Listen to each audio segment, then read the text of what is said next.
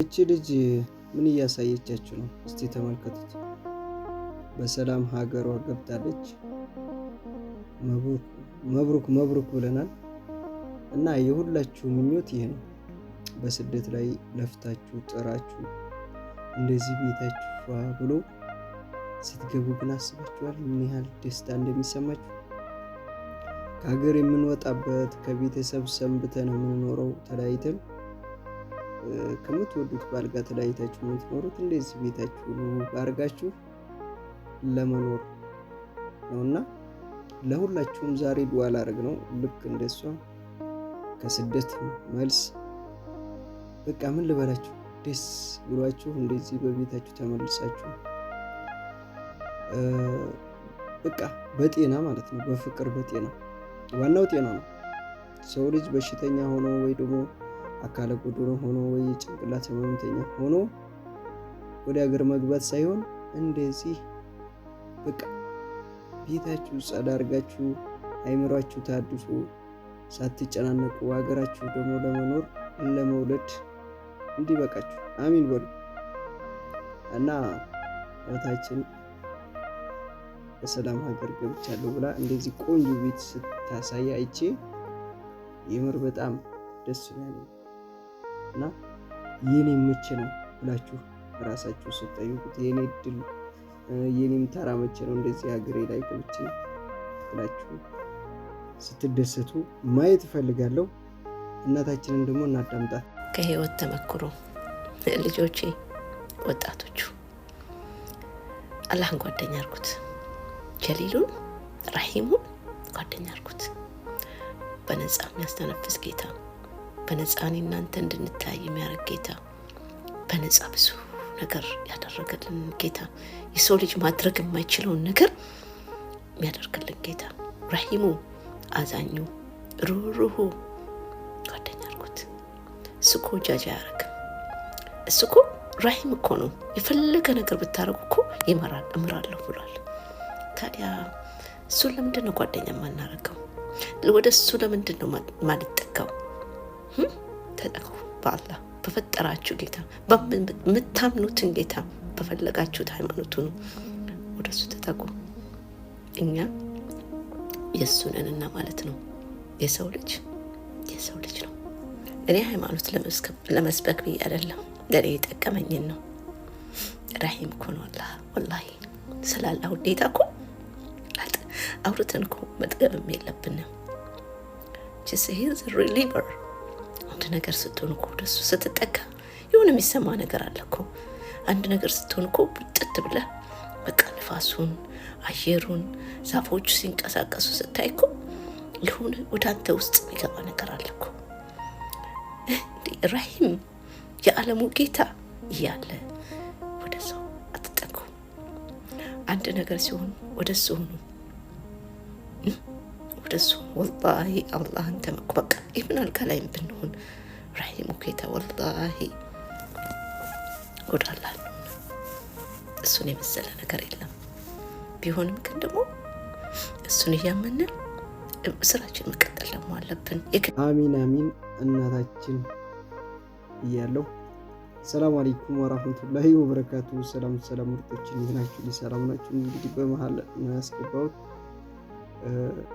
እንግዲህ እስቲ ቤት እያሳየኋችሁ የእናታችንን ምርቃን አሚን እንድትሉ አሚን በል።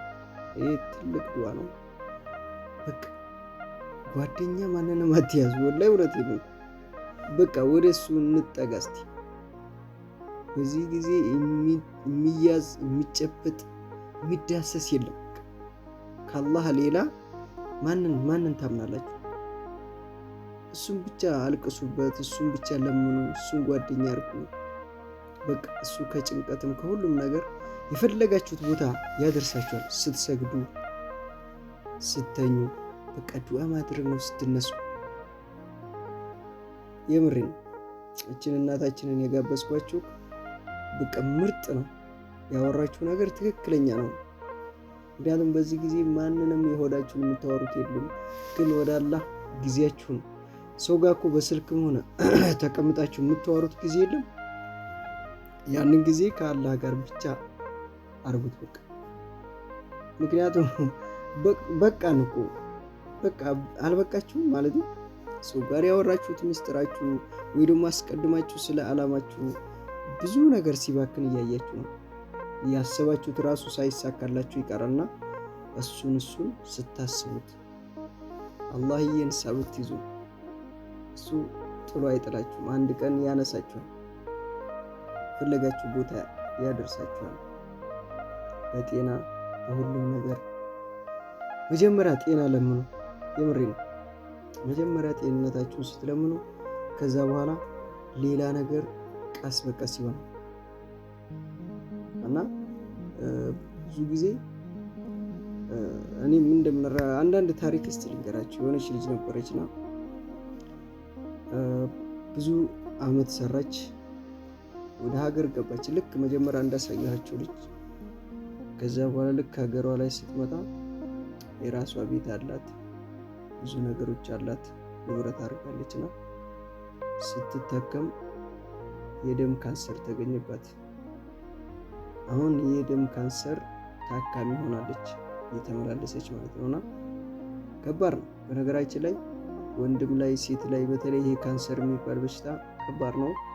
ከጊዜ በኋላ ይመጣባቸዋል። አብዛኛው ሴቶችን ደግሞ በጣም ያጠቃል እና በጣም ይሄ ቀን ሳይባል አንድ ቀን ድብን የሚያደርግ በሽታ ማለት እሱ ነው። መጀመሪያ አካባቢ እኛ ሀገር ላይ HIV ምናምን ይፈራ ነበር።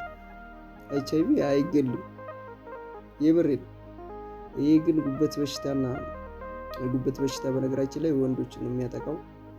ይሄ ካንሰር ግን ብዙ ልጆችን እያጠቃ ነው። ሴቶች ላይ ብዙ ነገር ላይ ይወጣል፣ ጡታቸውን ያስቆርጣል።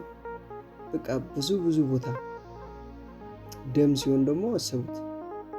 እና ይሄ ሁሉ አለና እንዱ ከጤና ጋር አላህ ይስጣችሁ ንብረት፣ ጤናውንም ሰጥቷችሁ ንብረትም ሰጥቷችሁ ያሟላ የለም የተሟላ።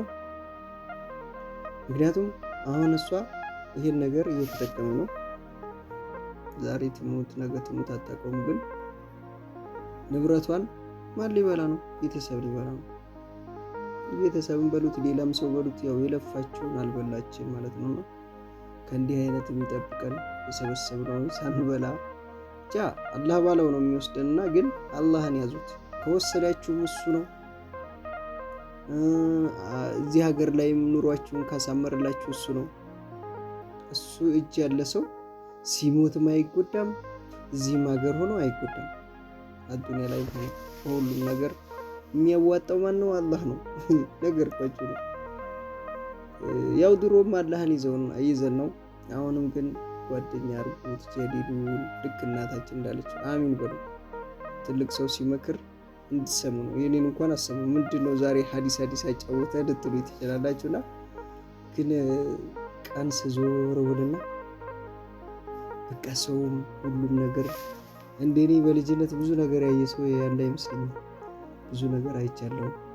ብዙ ሰው ጋር ተደባልቄያለሁ። ብዙ ነገሮችን ዳስቻለሁ። በቃ ምን ልበላችሁ፣ የህይወት ጎዳናን በአጭር ጊዜ ብዙ ነገር ተምሬባታለሁ፣ አስተምሮኛልና ሌላውን ተውት። በቃ አላህን ብቻ ያዙ። ዱዓ አድርጉ። ዱዓ በነገራችን ላይ ይሰራል። ባይሰራ ራሱ እናንተ የምታደርጉት ዱዓ ወላሂ እየሄደ ማለት ነው የእናንተ መጥፎ ይዛል።